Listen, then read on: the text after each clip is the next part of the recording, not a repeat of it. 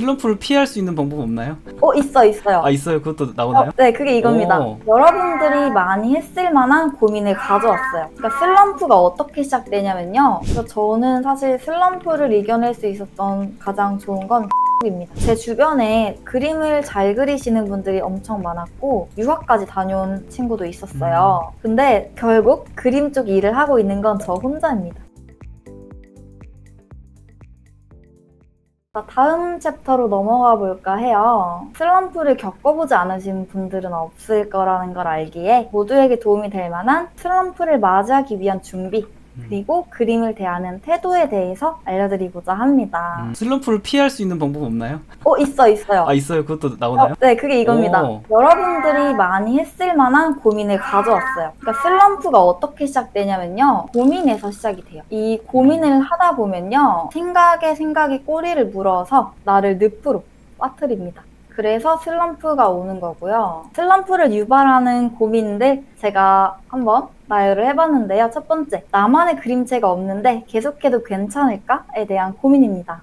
괜찮아요. 오히려 나만의 그림체가 없는 게 더 좋을 수도 있어요.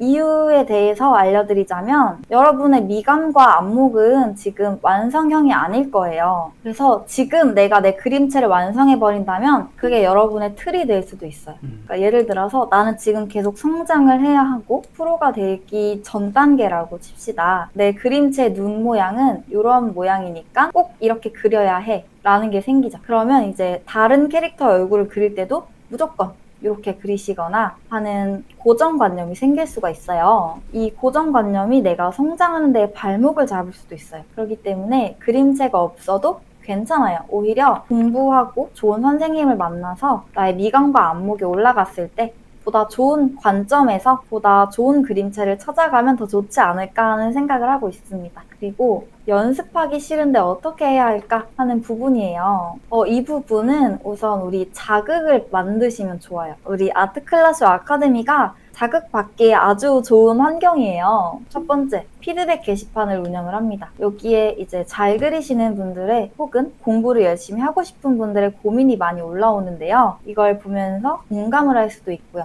인슈님께서 유튜브를 통해서 실시간 피드백을 진행해 주시기도 합니다. 이럴 땐 이렇게 공부하면 되는구나, 이런 사람도 이렇게까지 할 수 있구나 하는 것들을 알 수가 있고요. 두 번째, 우리 학원 디스코드에 과제 올리는 곳이라고 있어요. 여기에 올라오는 것들은 모든 수강생이 모든 선생님 반에 있는 과제 올리는 곳을 볼 수가 있어요. 그래서 이 반은 어떤 것들을 공부하는구나, 이 학생은 어떤 피드백을 받았구나 라는 것을 내가 조금만 시간을 쏟고 관심을 가지면 금방 알아볼 수가 있습니다. 이걸 잘 활용하시면 좋아요. 자극받기 아주 좋고 다른 반에서 어떤 공부를 했는지 알아볼 수 있다니 얼마나 가성비 있습니까? 그렇죠 여러분? 학원을 다니지 않으시는 분들 자극을 어떻게 받아야 하냐면요. 과거의 내 그림을 보는 겁니다. 사실 여러분의 적은요. 잘 그리는 옆에 누군가 혹은 SNS에서 활동하고 있는 어떤 작가님이 아니에요. 바로 여러분이 여러분의 경쟁자입니다. 그래서 여러분의 과거 그림을 보시고 내가 이만큼 성장했구나 혹은 달라진 게 없구나와 같은 것들을 느끼시면 됩니다. 달라진 게 없다면 아까 객관화에 대해서 설명을 드렸었죠. 네네. 그럼 지금 내가 그림에서 어떤 부분이 마음에 들지 않는지 먼저 찾아봅니다. 그럼 그 마음에 들지 않는 부분을 너무 내 스타일로 잘 그리시는 작가님을 찾아봅니다. 그러면 나의 부족한 부분을 따라갈 수 있는 롤모델을 만들 수도 있는 거고요. 우선 내가 어떻게 공부해야 할지 모르겠다면 그런 작가님들을 찾아서 먼저 따라해보시는 거, 이게 바로 시작점이라고 될 수가 있겠고. 관찰하는 것도 되게 중요하겠네요. 그런 작가님들 어떻게 그리는지. 네, 맞아요. 사실 그림에서 관찰이 제일 중요하다라고 해도 전 과언이 아닐 것 같아요. 내가 만약에 성장을 이뤘어요. 과거보다 잘 그려졌어요. 그러면 내가 왜 잘 그려졌는지를 적어두시면 좋아요. 잘 그린 그림을 그렸을 때요. 내가 왜 잘 그렸고 왜 잘 그렸다고 생각하는지 그리고 어떻게 해서 잘 그리게 됐는지 그 과정들을 한번 적어두시면 좋아요. 일기처럼요? 네네. 왜냐면 우리가 오늘 점심에 세 번째로 지금 집어먹은 반찬이 뭔지 기억하시나요? 아니요. 우리 8번째로 뭘 먹었는지 기억 안 나시죠? 네, 그래서 내가 잘했다면 어떻게 잘할 수 있었는지 이걸 적어두시면 나중에 이대로만 하면 되겠죠. 그래서 연습하기 싫을 때 과거에 내가 이렇게 했었지 라고 깨달을 수 있도록 이런 내용들을 적어두시면 좋습니다. 반대로 꼭 나의 것만이 아니라요. 잘하고 열심히 하시는 분들이 있다면 이 사람은 왜 잘하고 어떻게 열심히 할 수 있었는지 알아보시고 자극받으시면 됩니다. 혹은 나의 열정을 불러일으켜줄 영화를 보셔도 괜찮고요.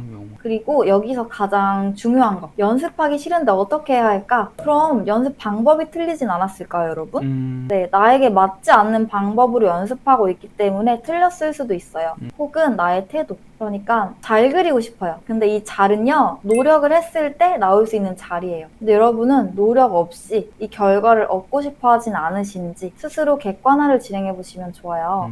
생각해보니까 그림에 대해서 노력을 투자하고 싶진 않은데 좋은 결과물은 얻고 싶고 열정도 없는 것 같아요. 라는 생각이 든다면 괜찮아요. 거기서부터 시작하시면 됩니다.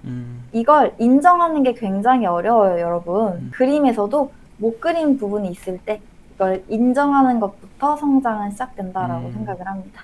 그리고 나는 재능이 없는 것 같은데 포기할까? 라는 생각이 드는 분들 꼭 있으실 거예요. 네네. 거꾸로 생각해 봅시다.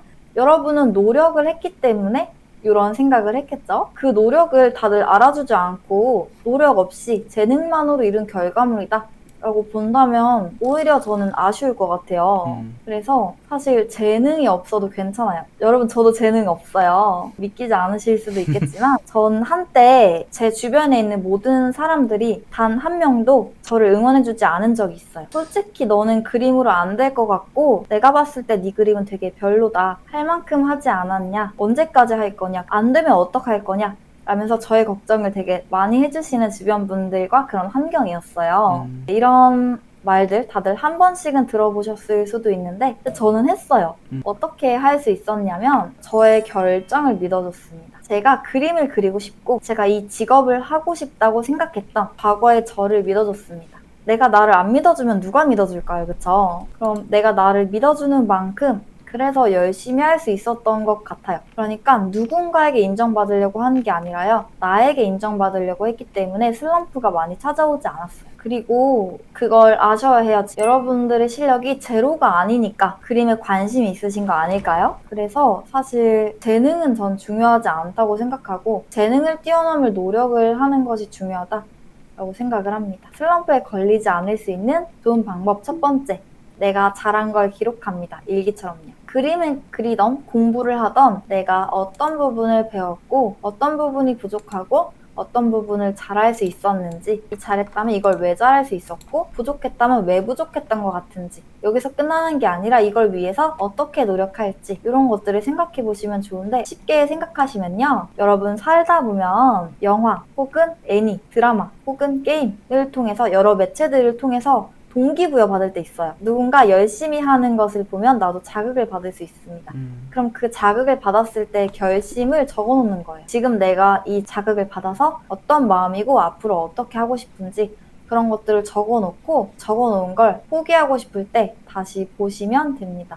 그래서 저는 사실 슬럼프를 이겨낼 수 있었던 가장 좋은 건 기록입니다. 내가 이렇게 열심히 했고 내가 이렇게나 다짐을 했는데 여기서 포기하는 건 아깝지 않나? 더 해보고 싶다 라는 그런 생각을 깨워주는 것 같습니다. 글로 생각을 정리하는 거 전 굉장히 중요하다고 생각을 하고 정리를 하다 보면 객관화가 돼요. 뭐 하나 더 잘하는 줄 알았는데 잘하는 또래와 비교되어서 되게 못해 보여요. 이런 분들이 많으실 거예요. 괜찮아요. 우리 끝까지 가보기 전에 모르는 건데요. 제 주변에 그림을 잘 그리시는 분들이 엄청 많았고 유학까지 다녀온 친구도 있었어요. 근데 결국 그림 쪽 일을 하고 있는 건 저 혼자입니다. 그 친구들은요, 시 혹은 도대회에서 1등 상을 탔을 정도의 재능이 있는 친구들이었어요. 그런 친구 옆에 있다 보니까 당연히 기가 죽게 되죠. 그래도 저는 끝까지 해봤는데 끝까지 하는 사람이 살아남더라고요. 그래서 비교하실 필요가 없어요. 그리고 여러분들은 오늘 저한테 공부법에 대해서 배우셨어요. 우리 게임을 할 때도 여러분 게임 커맨드 혹은 공략 보고 하시죠. 스킬 익히고요. 스킬을 어떤 순서로 적용을 하면 좋을까? 롤 같은 경우는 맵 리딩 같은 것도 공부하기도 하고요. 게임도 공부하는데 그림도 어떻게 하면 더 잘 공부할 수 있을까에 대한 고민을 지금부터 시작하신다면 분명 큰 차이가 날 거라고 생각을 합니다. 우리는 아주 긴 마라톤을 달리고 있는 거기 때문에 그 끝에 누가 도착을 할지는 알 수 없는 거니까요. 지금 또래와 비교될 수 있겠죠. 그러면요, 여러분의 태도가 여기서 중요해요. 저 친구는 저렇게 잘 그리는데 나는 이거밖에 못 그리네? 이런 태도가 아니고요. 그럼 어떻게 잘 그릴 수 있었지? 저 친구는 어떤 노력을 했지? 어떤 생각을 하면서 그릴까? 이런 것들을 알아보시면 좋습니다. 그리고 오히려 친해져서 같이 그리면 좋죠. 그 친구가 어떻게 그런 생각을 했고 어떤 공부를 하는지 알 수 있으니까요. 여러분의 태도가 바로 슬럼프를 만들기도 하고 만들지 않기도 더 좋은 성장을 이끌어주기도 합니다. 수업 시간의 피드백도 똑같아요, 여러분. 만약에 강사님이 그림자 영역이 있지만 여기 밝아지게 처리하는 것이 예쁩니다. 이런 설명을 해주셨어요. 그러면 아 그렇구나 하고 넘어가는 게 아니라 왜 그럴까? 왜 그렇게 생각을 하셨을까? 어떤 기준일까? 혹시 이걸 다른 데도 적용할 수 있을까? 적응하려면 내가 어떻게 해야 할까? 이러한 연구를 하시면 좋아요. 그래서 질문 많이 하시는 학생분들 좋습니다. 물론 강사님들 힘드실 수도 있겠지만 분명 결과적으로는 여러분의 성장을 응원하시는 분들일 거기 때문에 여러분은 항상 왜를 달고 사시면 좋습니다. 내가 어떻게 하면 더 배워갈 수 있을까에 대한 태도를 갖고 계신다면 슬럼프 없이 이겨내는 것도 가능합니다. 왜냐면 제가 그렇게 해봤기 때문에요.